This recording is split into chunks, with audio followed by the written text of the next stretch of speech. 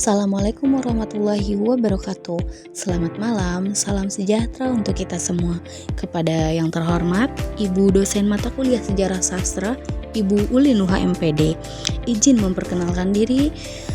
Nama saya Rismawati, saya dari Fakultas Keguruan dan Ilmu Pendidikan, Program Studi Pendidikan Bahasa dan Sastra Indonesia, dengan NIM 130524000010. Baik, langsung saja pada kesempatan ini saya akan memenuhi tugas UTS saya tentang periode sastra dari tahun 1850 hingga saat ini. Selamat menyaksikan teman-teman. Baik, langsung saja periode sastra 1850 hingga 1933.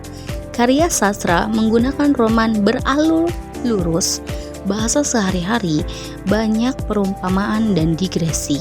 Adanya konflik adat seperti kawin paksa dan konflik generasi. Dan ada beberapa sastrawan dan karyanya.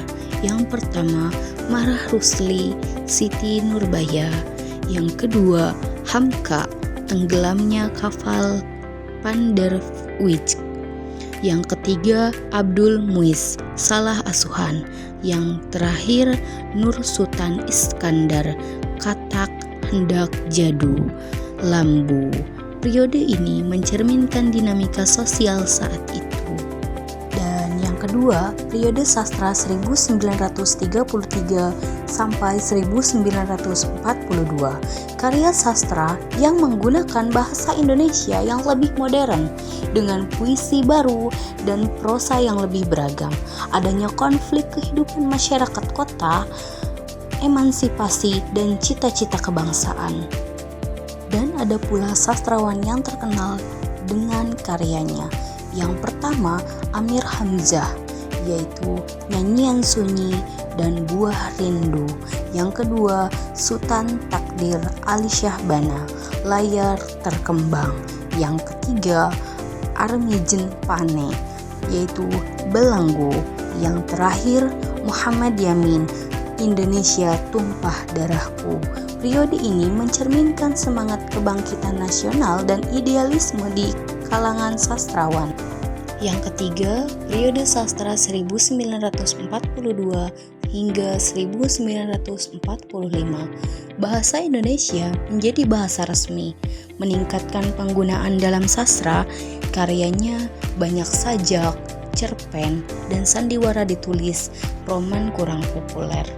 Temanya, karya sering bersifat simbolik dan propaganda, mencerminkan kondisi sosial dan politik saat itu. Berikut beberapa sastrawan. Yang pertama, Chairil Anwar, pelopor puisi modern. Yang kedua, Idrus, pelopor prosa.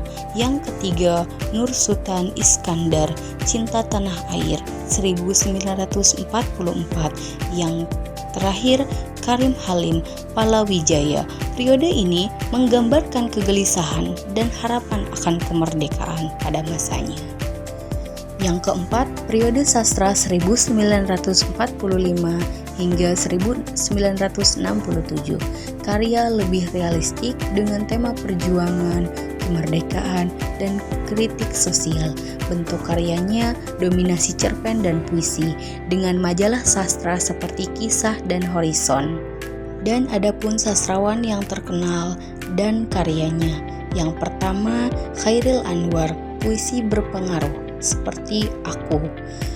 Yang kedua, Idrus, cerita pendek yang menggambarkan realitas sosial. Yang ketiga, H.B. Jasin, kritikus sastra dan penegak majalah sastra.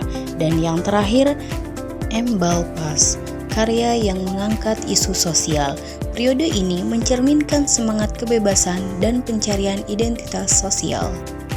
Yang kelima, periode sastra 1967 hingga 1971. Gaya penulisannya eksperimental dan avant-garde dengan penggunaan aliran seperti surrealisme dan arus kesadaran. Banyak karya menyoroti isu sosial, politik, dan kemanusiaan, mencerminkan dampak tragedi 1965. Sastrawan terkenal pada saat itu, yang pertama, Gunawan Muhammad, karya-karya yang kritis terhadap kondisi sosial. Yang kedua, Sapardi Djoko Damono, puisi yang mengedepankan keindahan bahasa. Dan yang terakhir, Montaigne Bussy, karya yang menggambarkan kehidupan masyarakat. Periode ini mencerminkan semangat kebangkitan sastra yang berani dan kritis terhadap realitas. Berikutnya yang keenam, periode sastra 1971 hingga 1998. Gaya penulisannya eksperimental dengan penggunaan berbagai bentuk sastra. Adapun konflik dari isu sosial seperti kemiskinan, pengangguran, dan kritik terhadap kondisi masyarakat. Dan beberapa sastrawan yang terkenal dan karyanya. Yang pertama, Pramudia Anantatur, Bumi Manusia, dan Anak Semua Bangsa. Yang kedua, Ahmad Tohari, Kubah. Yang ketiga atau yang terakhir, NH Dini, Hujan Pagi. Karya ini mencerminkan pencarian identitas dan refleksi terhadap sejarah, terutama pasca tragedi 1965. Dan yang terakhir, periode 1998 hingga saat ini. Periode sastra Indonesia dari 1998 hingga saat ini ditandai oleh karya-karya yang mencerminkan isu sosial politik, terutama terkait reformasi. Penulisan seperti Ayu Utami, Saman Larung, Dewi Lestari, Supernova, dan Seno Gumira Adjidharma atas nama Malam muncul dengan tema-tema yang berani, termasuk eksplorasi seks dan identitas. Selain itu, banyak penulis perempuan seperti Jenar Mahesa Ayu mendapatkan pengakuan luas. Sastra cyber juga berkembang, memberikan platform baru bagi penulis untuk mengekspresikan karya mereka secara bebas. Baik, sampailah di penghujung pembahasan.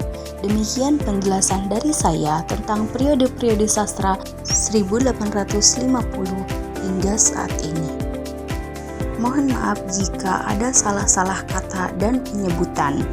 Saya berharap informasi yang saya telah sampaikan dapat bermanfaat dan menambah pengetahuan kita mengenai periode-periode sastra. Terima kasih atas perhatian dan kesempatannya. Jangan lupa like, comment, share, dan subscribe. Assalamualaikum teman-teman.